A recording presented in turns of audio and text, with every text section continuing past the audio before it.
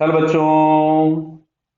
यहां लिखा है particle moves rectilinearly passing possessing a parabolic st graph. Find the average velocity of the particle over the time interval 0.5 to 1.5। तो देखो जरा इसमें समझना है बात को आपको।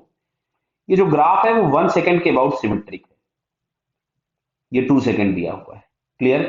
यानी 1 सेकेंड से पहले अगर हम थोड़ा सा गए, मान लो हाफ सेकेंड गए, जो कि हमको दिया है 0.5, और इसके बाद अगर हम यहाँ पे गए 1.5, तो समझ में आ रहा होगा कि इन दोनों ही पॉइंट्स पर जो पोजीशन होगी पार्टिकल की वो सेम होगी। बेटा ये समझ में आपको आना चाहिए कि दोनों ही पॉइंट पर पोजीशन जो होगी वो सेम होगी, तो जो चेंज इन पोजीशन आपको मिलेगा वो जीरो मिलेगा। तो जो एवरेज वेलोसिटी हम निकालना चाहते हैं वो एवरेज वेलोसिटी हमारे पास आएगी जीरो। बेटा क्लियर हुआ या नहीं हुआ? समझो बात को।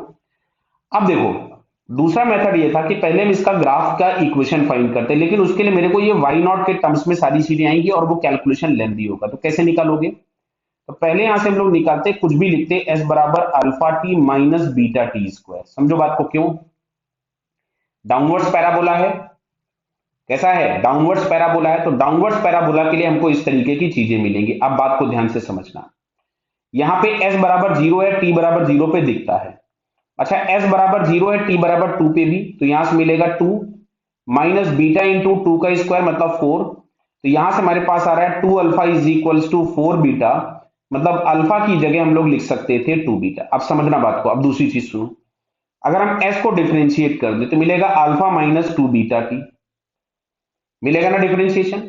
अब देखो टी बराबर 1 सेकेंड पे वेलोसिटी जीरो है, हालांकि टी बराबर 1 सेकेंड पे वेलोसिटी जीरो करोगे तो भी यहां से आपको अल्फा बराबर टू बीटा ही मिलेगा। चलो मैं इक्वेशन लिख देता हूं। तो S is equals to alpha की जगह मैंने लिख दिया टू बीटा, तो two beta T minus beta into T square. तो ये हमारे पास यहां से बीटा आप कॉमन निकाल लीजिए तो मिलेगा two T minus T square. ये हमारे पास आ गया डिस्प्लेसमेंट। अब इसमें एक बार टी बराबर, समझो बात को, टी बराबर 1.5 पुट करो और टी बराबर 1 पुट करो। तो 1.5 पे अगर हम देखेंगे तो बीटा 1.5 मतलब ये हो गया 3, और 1.5 का स्क्वायर मिलेगा 2.25। क्लियर है? तो ये हमारे पास आ गया 0.75 बीटा। आया नहीं आया? दिख रहा बेटा सभी को? अब एक काम करते हैं, इसमें हम एस 0.5 पुट कर देते हैं।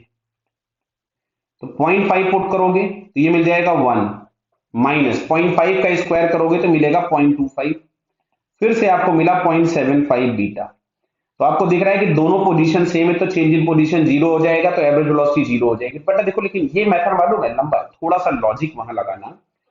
जो मैंने पहले कर दिया यहाँ पे डायरेक्टली, मैंने आपको पूरा सॉल्व करके बता दिया कि वन के अबाउट सिमेट्रिक है, तो वन से थोड़ा पहले जो पोजीशन होगी वही वन से उतना ही बाद पोजीशन होगी। और आपको जो दोनों टाइम दिए गए थे वो वन से 1.5 सेकंड पहले और 1.5 सेकंड बाद, तो दोनों की पोजीशन सेम होगी, तो रिलेटिव पोजीशन जीरो हो जाएगा, तो एवरेज वेलोसिटी जीरो हो जाएगी। बाकी पूरा मेथड मैंने आपको समझा दिया। ओके बेटा, ऑल द बेस्ट।